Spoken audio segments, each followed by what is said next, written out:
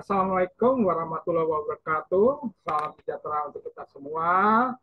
Kita masuk ke pertemuan ketiga, teman-teman ya, sembari tunggu kawan-kawan kita yang lain. Walaupun sekarang udah jam 2 siang lewat 30 menit ya, di hari Sabtu tanggal 25 Maret 2023 ya. Tetap semangat kawan-kawan ya. Walaupun ya mungkin siang ini agak dalam bulan puasa mungkin ya lemas-lemas atau bagaimana ya, tapi insya Allah dengan semangat mudah-mudahan cepat ini ya selesai kuliahnya ya. Tetap semangat ya. Baik teman-teman, kita mulai saja ya. Seperti tadi saya nyatakan, kita akan bicara tentang lingkungan pemasaran ya dalam dunia bisnis. Tentunya saya akan lebih banyak teorinya ada, tapi akan bicara studi kasusnya kawan-kawan ya. Nah, teman-teman, ya, ini buat teman-teman kita semua dalam manajemen pemasaran, ya, kelas Senin dan Sabtu ya bersama ya. Kita akan melalui pembelajaran online. Ya, dalam pelajaran online ya sangat disiplin ya teman-teman ya. Insya Allah tadi saya berikan motivasi kalau kita rajin, tugas dikerjakan dengan baik ya. Ya, nilai A sudah di tangan Anda ya. Nah, teman-teman, dalam lingkungan pemasaran bisnis, ya tentunya ada satu hal yang harus kita perhatikan, ya teman-teman ya. Dalam strategi marketing yang dilakukan di suatu wilayah, yang kita ingin investasi, pertama tentunya faktor alam. Ya, faktor alam ini apa ya? Sangat berpengaruh ya terhadap kesempatan bisnis dan pengembangan negara.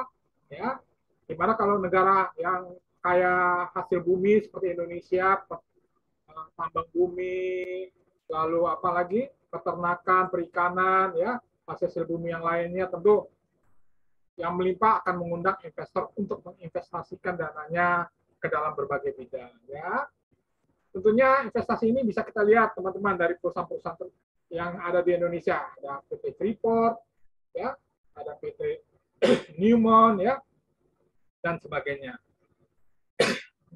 Lalu berikutnya teman-teman, kita akan lihat bagaimana faktor ekonomi. Kita lihat teman-teman, faktor ekonomi, di mana kalau kita lihat faktor ekonomi sangat penting sekali ya. Artinya suatu negara yang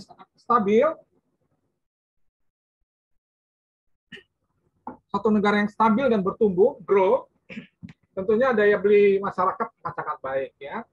Tentu membuat dunia industri dan investasi akan meningkat dan pertumbuhan ekonomi suatu negara akan meningkat sangat kuat ya. Kalau Anda membandingkan negara-negara yang berkecamuk dengan mengalami resesi, terjadi perang saudara ya, tentu investor tidak akan tertarik teman-teman ya.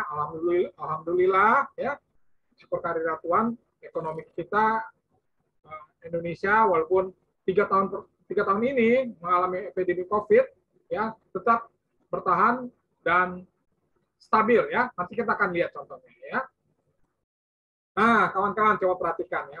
Artinya pertumbuhan ekonomi Indonesia triwulan kedua 2022 kita lihat ya. Triwulan pertama 2020 hanya bertumbuh 2,97 ya. Nah, memang kayaknya jadi penurunan ya. Lalu triwulan kedua 2020 turun minus 5,32 ya. Lalu naik lagi minus 3,49 ya. Walaupun masih minus nih teman-teman ya, perhatiin ya. Lalu minus lagi 2,17 ya karena COVID teman-teman ya. Lalu minus 0,70 ya. Lalu naik 7,07 ya. Alhamdulillah 2021 ada turun lagi 3,51. Lalu triwulan kedua 2022 yang terakhir ya. Tahun kemarin 5,44 ya. Artinya teman-teman, pertumbuhan produk domestik bruto dalam harga terjadi peningkatan ya, Q to Q ya, quantity ke quantity naik 3,72%. Lihat nih kawan-kawan ya. Lalu pertumbuhan year on year 5,44% ya, C to C ya 5,23% naik ya. Lalu produk domestik terjadi nilainya sebesar 4.919 miliar triliun, 9 triliun ya, terjadi kenaikan ya. Lalu pertumbuhan menurut lapangan usaha bisa kita lihat teman-teman ya, pertanian meningkat, pertambangan meningkat, ya, industri meningkat, perdagangan, ya, transportasi juga meningkat 21,27%. Kawan-kawan lihat ya warna biru ini. Lalu 5,70 ya, pertumbuhan PDB pengeluaran, ya, konsumsi rumah tangga meningkat, lalu konsumsi apa nih ya, meningkat ya 5,04%, lalu ada penurunan nih di sini 5,24% ya. Dan selanjutnya kita lihat, perhatikan kawan-kawan, ya, di sini ada 3,07, 19,74 peningkatan ya ekspor ya. Nah ekspor nih lihat meningkat ya. Lalu impor 12,34%, artinya surplus ya. Lalu pertumbuhan kontribusi wilayah, kita lihat Sumatera terjadi peningkatan 4,95, Kalimantan 4,25, Sulawesi naik 6,47, Maluku peningkatan 13,01, Bali Nusa Tenggara naik 3,94 dan Jawa 5,66 ya persen ya. Kita lihat teman-teman Sulawesi dan Maluku ya tinggi ya 13,01, Sulawesi 6,47 dan Kalimantan 4,25 ya mendekati Pulau Jawa. Nah, artinya saya mengajak kawan-kawan dalam bisnis nanti marketing kita harus optimis teman-teman ya. Nah, lanjutkan lagi kawan-kawan. Maka selanjutnya setelah faktor alam, faktor ekonomi, ada lagi teman-teman kita perhatikan faktor teknologi informasi teman-teman ya. Jadi suatu negara yang mempunyai sarana infrastruktur teknologi informasi digital sangat kuat dan tingkat SDM sangat kuat, sangat berpendidikan, tentu dunia industri negara tersebut akan terpacu seiring ya dengan pertumbuhan ekonomi industri ya. Artinya teman-teman harus siap ya. Teknologi sudah ada di depan mata kita ya. Artinya saya ingin mengajak kawan-kawan harus menguasai berbagai hal, baik keahlian dan skill ya, sehingga Anda siap pakai ya. Apalagi tingkat kualitas SDM sangat dipentingkan sekali teman-teman ya. Nah, setelah faktor ketiga, perhatikan lagi faktor keempat. Ini gambarnya ya. Artinya inovasi teknologi bisnis pemasaran ya dengan berbagai media internet bisa kita lihat ya. Ada Twitter, Facebook, apalagi ya, Instagram ya. Lalu platform media seperti Shopee, Bukalapak, Tokopedia ya. Aplikasi Gojek, Maxim dan berbagai hal ya. Artinya bisnis pemasaran sekarang menuju era digital, teman-teman ya. Makanya saya selalu sarankan kepada kawan-kawan, tingkatkan kalian, kualitas kalian ya. Sebab persaingan dalam bisnis marketing semakin bersaing, kita tidak bisa lagi kawan-kawan ya, konvensional ya atau secara manual tidak bisa lagi ya. Selanjutnya teman-teman kita lihat bagaimana berikutnya adalah faktor sosial, artinya masyarakat akan berkembang, tumbuh dengan pendidikan yang sangat meningkat, ya, dengan berkualitas semakin bagus akan membuat tatanan menjadi lebih baik. Termasuk Anda berkuliah, ya, tentunya Anda saya harapkan menjadi masyarakat atau sarjana profesional, ya, apalagi Anda ini yang milenial, ya, tentu jagolah dalam penggunaan media internet atau platform media digital, ya. Sekarang negara Indonesia siap berkompetisi menjadi negara pasar bebas dalam masyarakat ekonomi ASEAN ya.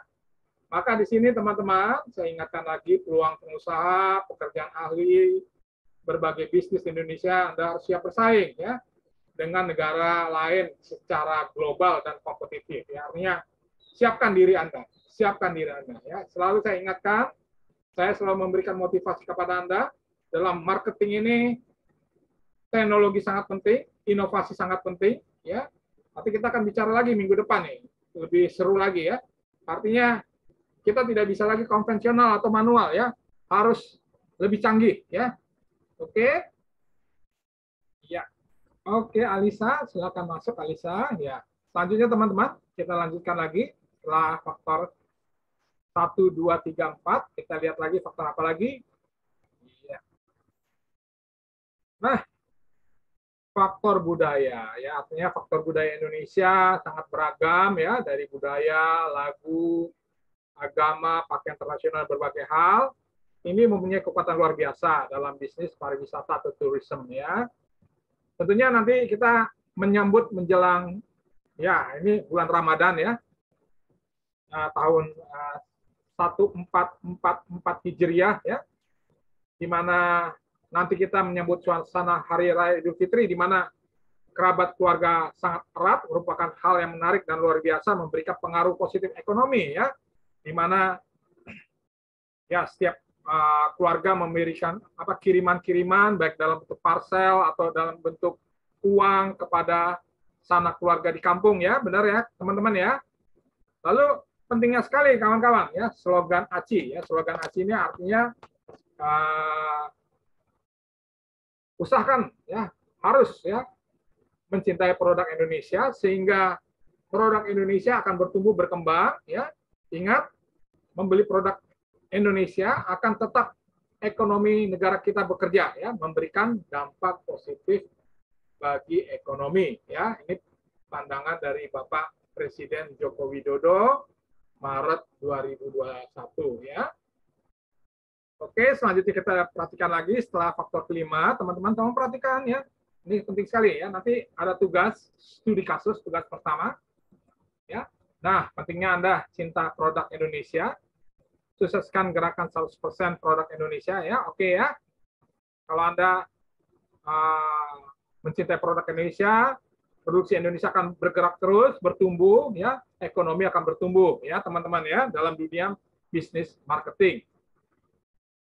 Selanjutnya kita lihat teman-teman faktor pemerintah. Artinya pemerintah sekarang membuka dunia industri selebar-lebarnya kepada investor Indonesia, investor luar negeri untuk menginvestasikan modalnya. Nah, apalagi sekarang pengembangan ekonomi baru di wilayah Indonesia Timur meningkat dan sedang digalak-galakan ya, dikembangkan ya. Tadi saya ceritakan bagaimana pertumbuhan Kalimantan ya, Sulawesi ya bertumbuh ya, ekonominya mulai bertumbuh kawan-kawan ya. Lalu ada rencana pemindahan pembukaan ibu kota baru di Kalimantan ya, dilakukan oleh Bapak Presiden kita Pak Joko Widodo dan Maruf Amin. Artinya memperluas lapangan pekerjaan dan membangun pertumbuhan ekonomi di wilayah Pulau Kalimantan dan Indonesia Timur sekitarnya ya. Nah, pemerintah melalui berbagai bank pemerintah, Mandiri, BNI, BRI, dan bank swasta juga memberikan kredit usaha ya. Nah, penting sekali kawan-kawan ya, gunakan kredit bisnis ya, jangan konsumtif ya. Dulu Maria, oke ya. Bagi usaha ini sehingga ekonomi bisa berkembang ya. Ini penting sekali bagi teman-teman yang ingin terjun dalam bisnis UMKM ya.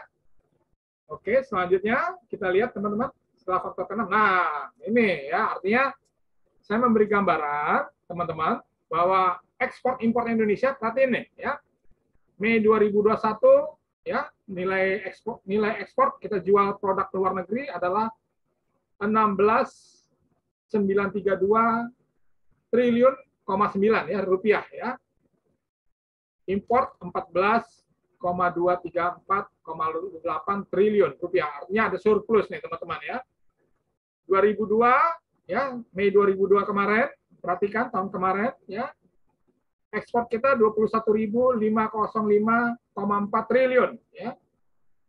Lalu import 18.610,2 triliun ya, artinya ada surplus teman-teman ya. Ekspor meningkat 27%, import meningkat juga 30%. Tapi kita lihat hasilnya surplus ya teman-teman ya.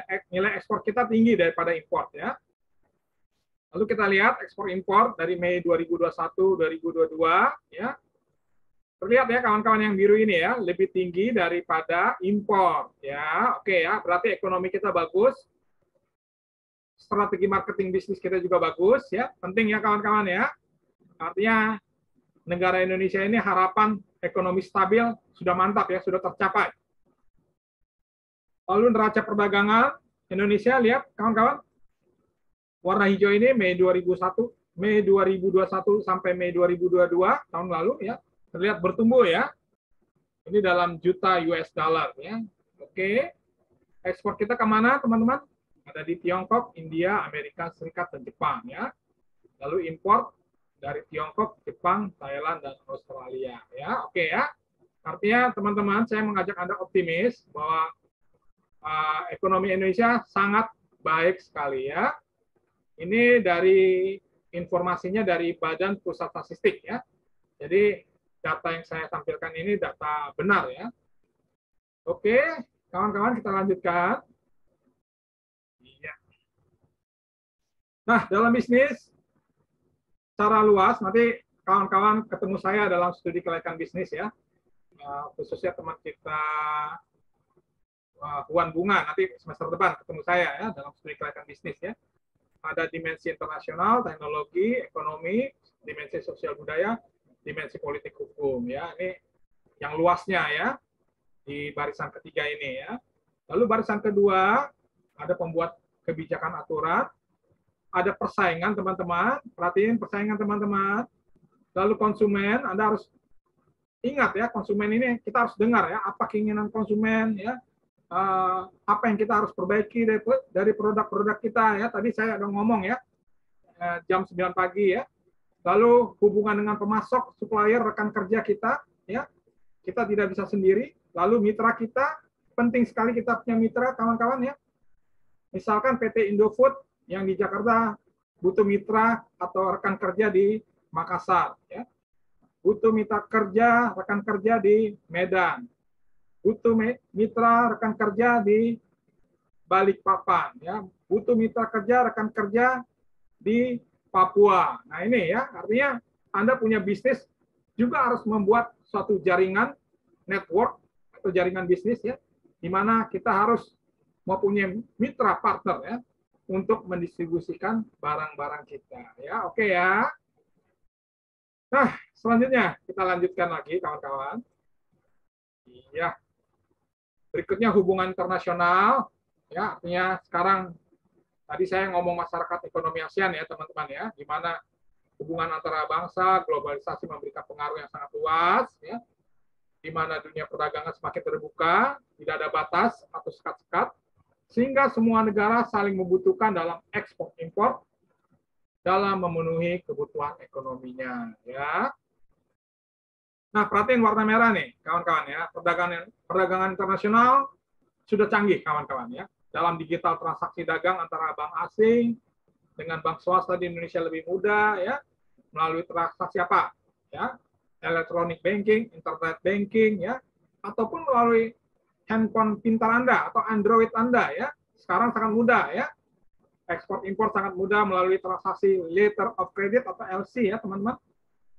Lalu produk luar negeri yang masuk ke Indonesia berlomba-lomba ya, seperti Coca-Cola, Starbucks, McDonald's, Toyota, Suzuki, apalagi ya, Wuling ya dari China ya, untuk meningkatkan dagang dalam dunia marketing bisnis yang semakin inovasi dalam berbagai ide-ide strategi bisnis, teman-teman ya. Nah, pentingnya sekali nih, saya ingatkan lagi kawan-kawan ya, dalam bisnis ya, baik teman kita yang nanti di akuntansi, di manajemen keuangan ya, ingat ya, dalam strategi perusahaan, strategi adalah pedoman, petunjuk, guidance ya, arah kita dan kebijakan yang disesuaikan dengan berbagai apa keadaan yang semakin berubah-ubah ya. Keadaan berubah-ubah, Anda siap nggak nih kawan-kawan ya? Artinya Anda harus bisa ya. Lalu bagaimana kondisi kekuatan dan kelemahan? Ya, strength, weakness, opportunity, threat perusahaan ya. Anda harus bisa menganalisa bagaimana nih kekuatan perusahaan Anda, kekurangan perusahaan Anda, ya. Lalu apa nih kesempatan bisnis dalam bulan hari raya Ramadan ini atau menuju Idul Fitri ya. Ini kan ada bisnis kita bisa kita kembangkan kan dalam hari raya ini kan. Kita bisa bisnis dalam bentuk jualan makanan, kue kering, pakaian, apalagi ya, minuman dan berbagai hal atau pakaian agamis ya dan berbagai hal ya. Ini dari buku A Pattern of Purpose and Policy which are unique to the firm oleh Kenneth R. Andrew dalam bukunya New Horizon Incorporated Strategy McKinsey Quarterly Winter tahun 1971 ya. Jadi apa yang dikatakan oleh analis Kenneth R. Andrew tahun 1971 ini sudah terjadi ya tahun 2023. Bagaimana kita mempunyai strategi pedoman arah dan juga menganalisa perusahaan kita ya, apa kekuatannya, bagaimana kelemahannya yang harus diperbaiki ya, kesempatannya apa, lalu ancaman-ancaman terhadap pesaing, ancaman berbagai hal. Nah, ini penting sekali kawan-kawan ya. Nanti mungkin kawan-kawan yang semester 6, menuju semester 6 atau semester 5 ketemu saya dalam manajemen strategi ya. Nanti kita akan bicara secara luas ya.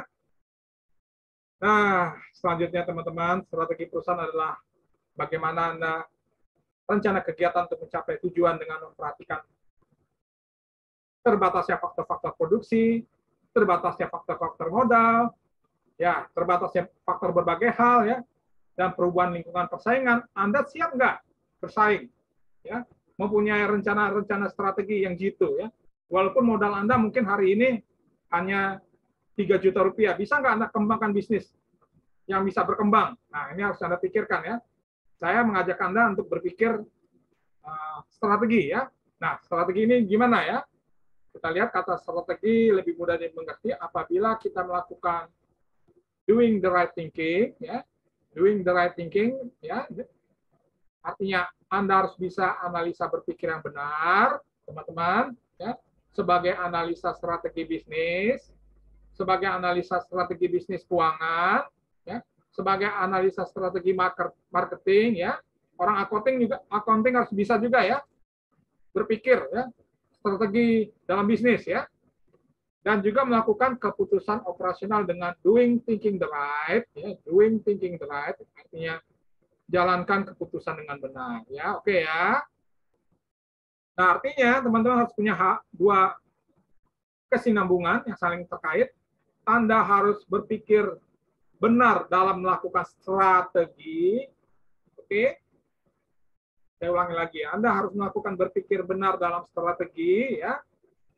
Lalu juga laksanakan keputusan strategi itu dengan keputusan yang benar ya. Oke ya, berpikir benar dan keputusan yang benar. Oke. Nah, tugas 1 kawan-kawan ya. Tugas 1 kita sudah mempelajari pertemuan 1, pertemuan 2, pertemuan ketiga kawan-kawan ya. Nah, jelaskan dalam manajemen pemasaran dalam organisasi bisnis, marketing, jelaskan secara lengkap tentang bauran pemasaran yang Anda sudah pelajari ya. Itu slide-nya udah ada ya, slide 1, 2, 3 ya. Dan berikan contoh perusahaan apa yang telah menjalankan bauran pemasaran atau marketing mix ya. Contohnya misalnya apa ya? Bank BCA. Bagaimana produknya, place-nya, promotion-nya ya. Lalu bagaimana? Sudah dijalankan nggak bauran pemasaran, marketing mix-nya ya? Coba kalian baca di internet ya. Atau produk Aqua, atau produk Astra Honda Motor Indonesia. Nah, atau produk apa lagi? Perusahaan Anda ada ya, coba ya.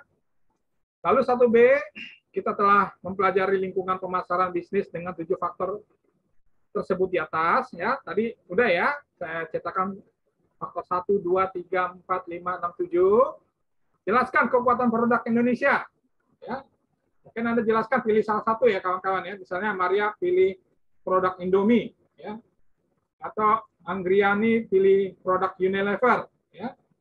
Atau Alisa Putri pilih produk Bank BCA atau Bank Mandiri. Apa nih kekuatannya ya? Coba Anda analisa ya. Sehingga saya ajak Anda terlatih. Tidak hanya teori-teori saja ya, Anda harus bisa lihat ya bacaan-bacaan di berbagai sumber risalah internet ya. Tetapi saya harapkan teman-teman tugas pertama nanti dikumpulkan bersamaan dengan UTS ya melalui email yang sudah saya tentukan ya, ada ya di atas ya di WA grup kita ya. Mohon maaf saya tidak bisa bicara di YouTube ya, nanti terlalu email kita email khusus ya. Jadi nanti tugas 1, tugas 2, tugas 3, tugas 4 pada pertemuan ke-8 dikumpulkan bersamaan dengan UTS, ujian tengah semester, melalui email yang telah ditentukan. Saya harapkan kerjakan dengan sungguh-sungguh, harap tidak copy paste kawan-kawan ya, dari sumber platform internet ya. Maksud saya, coba tulisannya ini jangan Anda pindahkan ke kertas Anda ya, tapi coba diolah kata-katanya ya. Ingat kawan-kawan ya, nanti dalam skripsi ada uji plagiat ya, Kalau plagiatnya lebih besar banget ya, 100%, waduh, skripsi Anda bisa ditolak kawan-kawan ya. Jadi mulailah belajar menulis, belajar memberikan pendapat ya, sehingga nanti pada hari waktunya Anda bikin skripsi, Anda sudah terlatih ya. Anda sudah terlatih dan Anda bisa sukses dengan skripsi dengan nilai A ya. Demikian teman-teman, salam sukses untuk kita semua pada pertemuan pada pertemuan ketiga ini ya. Semoga kita selalu dalam keadaan sehat ya. Baik, selanjutnya kita open kamera kawan-kawan. Saya akan screenshot buat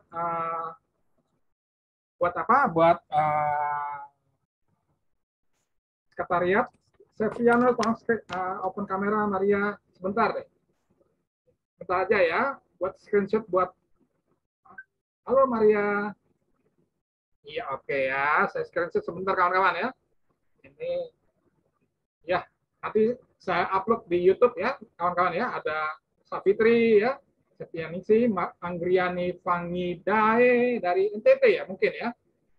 Lalu teman kita Huan Bunga Maharini ya. Semangat ya, Huan, tinggal 2 tahun lagi ya. Semangat. Oke ya. Semangat, Pak.